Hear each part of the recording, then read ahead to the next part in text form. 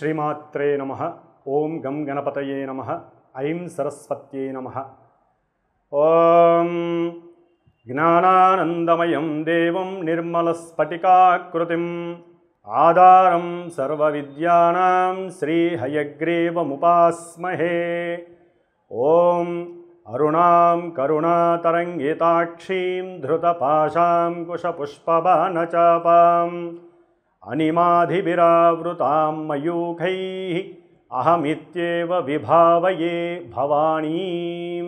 శ్రీ పార్వతీ పరమేశ్వర చరణారవిందార్పణమస్తు. సర్వమంగళమాంగళ్యే శివే సర్వార్థసాధికే శరణ్యే త్రయంబికే గౌరీ నారాయణీ నమోస్తుతే.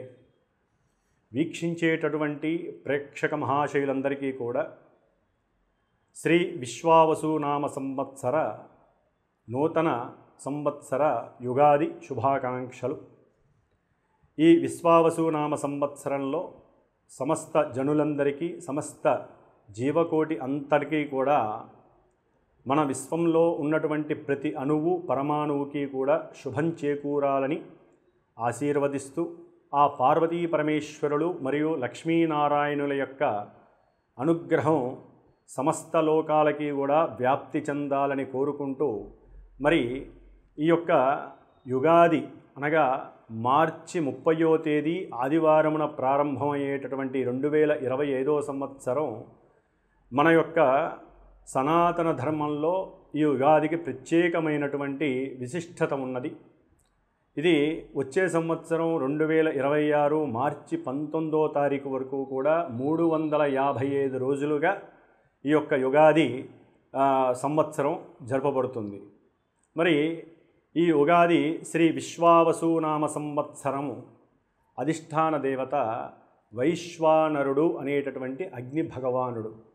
ఈయన సమస్త జనులకి అట్లాగే జీవకోటికి కూడా తన యొక్క కిరణ సంపదతో ఎంతో వైవిధ్యమైనటువంటి శుభాలను ఇస్తూ, ఈ యొక్క విశ్వావసునామ సంవత్సరంలో అందరూ కూడా సుభిక్షంగా ఉండటానికి ఆ సూర్యనారాయణ స్వరూపమైనటువంటి ఆ అగ్ని భగవానుడు తన యొక్క ఆశీర్వచనాలని కాంతిరూపకంగా వెదజల్లుతూ, మరి ఆయన చుట్టూ అంటే విశ్వమంతా కూడా ఆ యొక్క శ్రీమన్నారాయణమూర్తి స్వరూపుడైనటువంటి ఆ సూర్య భగవానుడు చుట్టూ తిరుగుతూ ఉంది. కాబట్టి మరి ఆ యొక్క సూర్యుడు ఏప్రిల్ 14వ తేదీన సౌరమానం ప్రకారం మేషరాశిలోకి, అశ్విని నక్షత్రం ఉచ్చరాశిలోకి అతను అడుగుపెట్టి అప్పటి నుండి తన యొక్క గమనాలతో సమస్త విశ్వాన్ని కూడా తన యొక్క రాజ్యాధికారం చేస్తూ ఉంటారు. మరి ఈ విశ్వావసునామ సంవత్సరంలో ముఖ్యంగా రాజాది నవనాయకులుగా గనక మనం చూసినట్లయితే రాజు మరియు సైన్యాధిపతి, అర్ఘ్యాధిపతి, మేఘాధిపతి 4 అధికారత్వాలు మరి ఆ రవికి ప్రాప్తించినాయి. ఆ తదుపరి మంత్రిగా చంద్రుడు పరిపాలిస్తున్నాడు, సస్యాధిపతిగా గురుడు, ధాన్యాధిపతిగా కుజుడు, రసాధిపతిగా శని భగవానుడు, నీరసాధిపతిగా బుధుడు.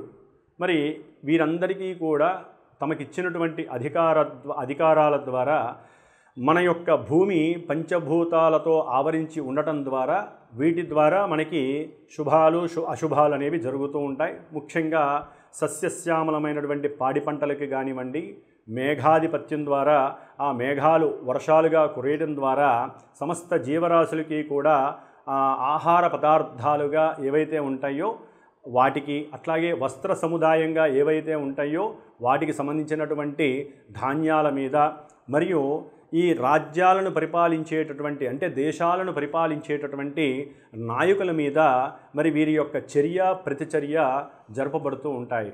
ఏది ఏమైనప్పటికీ వర్షలగ్నము, జగర్లగ్నము ఆధారముగా చూసుకున్నట్లయితే కనుక రాష్ట్రాల మధ్య మరియు దేశానికి రాష్ట్రాలకి మధ్య, దేశాలకి దేశాలకు మధ్య అంతర్గతమైనటువంటి లోపభూయిష్టమైనటువంటి ఈర్ష్య, అసూయ మరియు ఆధిపత్యం, అంటే ఎవరు గొప్ప అంటే ఎవరు గొప్ప ఆర్థిక పరమైనటువంటి ఆధిపత్య పోరు జరగడం ద్వారా కొన్ని దేశాలకి వార్ జరిగేటటువంటి అవకాశం ఉంది. అట్లాగే నావికా వ్యవస్థలో అంటే మనకి మార్చి 30వ తేదీన దాదాపుగా 6 గ్రహాలు రవి, సూర్యుడు, బుధుడు, శుక్రుడు, చంద్రుడు, శని, రాహువులు ఈ 6 గ్రహాలు జలరాశి అయినటువంటి మీనరాశిలో ఉండటం ద్వారా నావికా పరమైనటువంటి ఆదాయ వనరుల మీద కానివ్వండి, లేదా ఈ దేశాల మధ్య ఏవైతే సముద్ర భాగానికి అంతము అనేటటువంటిది ఎండింగ్ ఉంటుందో వాటి మధ్య కానివ్వండి కోపావేశాల ద్వారా నాయకులకి ఆధిపత్య పోరు జరిగే అవకాశం ఉంటుంది. అట్లాగే ముఖ్యంగా మనకి ఈ విశ్వావసు నామ సంవత్సరం అనేటటువంటి పంచాంగ శ్రవణంలో ముఖ్యమైనది ప్రతిరోజు అందరూ కూడా ప్రతి ఇంట్లో కూడా ఈ పంచాంగాన్ని స్మరణ చేసుకోవాలి. అది ఏ విధంగా అంటే పంచాంగము అంటే తిథి, వార, నక్షత్ర, యోగ కరణాలని పంచాంగము అంటారు. వీటి ద్వారా ఒక్కొక్క దానికి ఒక్కొక్క వైశిష్ట్యం ఉన్నది. తిథేశ్చ శ్రియమాప్నోతి అని, తిథి వలన లక్ష్మీప్రాప్తి, వారాత్ ఆయుష్వర్ధనం, వారం వలన ఆయుష్ పెరుగుతుంది, నక్షత్రాత్ హరతే పాపం, నక్షత్రం వలన మనం చేసుకున్న సమస్త పాపాలు నశిస్తాయి, యోగాతో రోగ నివారణం, యోగం వలన సమస్త రోగాలు హరించబడతాయి, కరణాత్ కార్యసిద్ధిస్తు అంటే కరణం వలన మన కార్యాలన్నీ కూడా సఫలీకృతం అవుతాయి. అంటే రోజు కూడా తిథి, వార, నక్షత్ర, యోగ కరణాలు ఏమిటో తెలుసుకోవడం ద్వారా మన ఇంట్లో కానీ మనలో కానీ తెలియని నెగిటివిటీ అంతా కూడా దూరం అయిపోయి ఆ పాజిటివ్ అనేటటువంటిది ధనధ్రువాత్మకమైనటువంటి చర్యలు మన ద్వారా చేపడబడతాయి. కాబట్టి స్వస్తి ప్రజాభ్యః పరిపాలయంతాం న్యాయేన మార్గేణ మహీం మహిషాః గోబ్రాహ్మణేభ్యః శుభమస్తు నిత్యం లోకా సమస్త సుఖినో భవంతు అంటే సర్వేషాం సమస్త సన్మంగళాని భవంతు నిత్యం శ్రీరస్తు శుభమస్తు అంటే ఎక్కడైతే గోవులు కానివ్వండి, బ్రాహ్మణులు కానివ్వండి, వేద పండితులు కానివ్వండి, గురువులు కానివ్వండి, దేవాలయాలు కానివ్వండి, ఏవైతే ఎక్కడైతే గౌరవింపబడతాయో మన సనాతన ధర్మం ద్వారా, ఆచార సాంప్రదాయాల ద్వారా అక్కడ లక్ష్మీదేవి స్థిరంగా ఉంటుంది, సమస్త శుభకార్యాలు జరుగుతాయని చెప్పి శాస్త్ర నమ్మకం. కాబట్టి అందరూ కూడా ఈ విశ్వావసు నామ సంవత్సరంలో మనకి మేషాది రాశులుగా మీనరాశి పర్యంతం 12 రాశులకి ఎన్నో రకాలైనటువంటి కొంతమందికి శుభాలు, కొంతమందికి ఇబ్బందికరమైనటువంటి పరిస్థితులు వచ్చే అవకాశాలు ఉన్నప్పటికీ నిత్యము మన ఇళ్లల్లో కనుక దీపారాధన ద్వారా చేసుకునే శుభకార్యాలు, అది హోమపరంగా కానివ్వండి, నవగ్రహాలు వానేనప్పుడు వాటి యొక్క జప తపాల ద్వారా కానివ్వండి, రుద్రాభిషేకాలు కానీ, రుద్రార్చనలు కానివ్వండి, మానసిక జపం కానివ్వండి, లలితా పారాయణలు కానివ్వండి, ఇట్లా మనకున్నటువంటి సనాతన ధర్మంలో దైవశాస్త్రరీత్యా, వేదశాస్త్రరీత్యా ఉన్నటువంటి వాటన్నిటిని మనం ఉపయోగించుకొని ఎక్కడైతే కొన్ని రాసుల వారికి ఇబ్బందికరమైనటువంటి సిచ్యువేషన్స్ ఉంటాయో వారందరూ కూడా ఎదుర్కొని నిత్యము మానసిక ప్రశాంతతని, ఆయురారోగ్యాలని పెంచుకునేటటువంటి అవకాశం ఒక్క మన సనాతన ధర్మంలో, వేదశాస్త్రంలో, వేద మంత్రాలు, స్తోత్రాలు, శ్లోకాల ద్వారా మాత్రమే మన యొక్క ఋషులు, యోగులు మనకి అందించారు. కాబట్టి ప్రతి ఒక్కరూ రాసులని చూసి బాధపడకుండా, భయపడకుండా ఎవరి పర్సనల్ వ్యక్తిత్వ జాతకరీత్యా వారు పుట్టినప్పుడు ఉన్నటువంటి లగ్నాలు, దశలు, అంతర్దశలు, నక్షత్రాలు ఇవన్నీ పర్ఫెక్ట్గా ఉన్నటువంటి వారికి కొన్ని అవయోగాలు యోగాలుగా, యోగాలు అవయోగాలుగా ఉంటాయి. కాబట్టి ఎవరు ఎక్కడ భయపడాల్సినటువంటి పరిస్థితి లేదు. ఈ రాశులు అనేటటువంటిది మనకి జస్ట్ సపోర్టింగు, ఆకాశంలో జరిగేటటువంటి నవగ్రహాల యొక్క గమనం ద్వారా ఏ రాశులకి ఏ నక్షత్రాల రీత్యా గ్రహాలు మనకి ఏ విధాలుగా మనకి ఇబ్బందులు అట్లాగే శుభాలను కలిగిస్తాయో మాత్రమే తెలియజేసేదే పంచాంగ శ్రవణం. కాబట్టి ఈ యొక్క 12 రాశుల వారికి విశ్వావసునామ సంవత్సర ఉగాది పరంగా ఏ విధంగా ఉంటుందో ఇప్పుడు మనం ఒక్కొక్క రాశిని తెలియజేసుకుందాం. కర్కాటక రాశి. శ్రీ విశ్వావసునామ సంవత్సరంలో మరి కర్కాటక రాశి వారికి అష్టమంలో ఉన్నటువంటి శని మార్చి 30వ తేదీ నుండి కూడా భాగ్యస్థానమైనటువంటి మీనరాశిలోకి ప్రవేశం కావటం ఒక రకంగా ఆనందకరమైనటువంటి విషయంగా మనం పరిగణించాలి.